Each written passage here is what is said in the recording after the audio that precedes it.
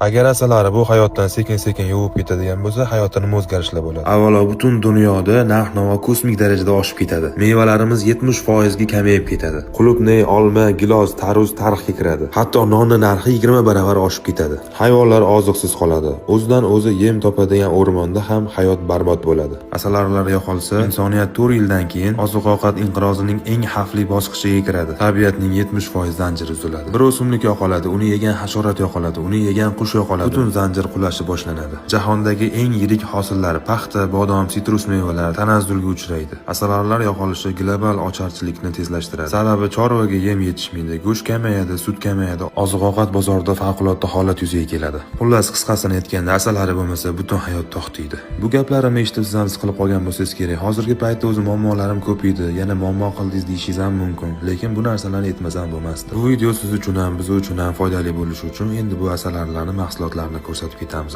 Bu video kontentni shu joyigacha ko'rgan bo'lsangiz, endi siz bizga begona emassiz. Sizni oilangiz uchun, yo o'zingiz uchun, sog'lig'ingiz uchun asal kerak bo'ladigan bo'lsa, mana bizga xabar beramiz. Bizdan bir banka asal olib yeb ko'rsangiz, aniq klient bo'lib qolasiz. Chunki biz sifatga ishlaymiz, narxiga emas. Sizlarning asal sizga shunaqangi yoqadiki, tanishlaringiz, qo'shnilaringiz asal so'rasa, Ziyod asalchiga telefon qilgan, o'shanda yaxshisi deb aytib yuborasiz. Shunaqa deb aytishingiz uchun ham biz asalni sifatiga ahamiyat berganmiz, narxiga emas.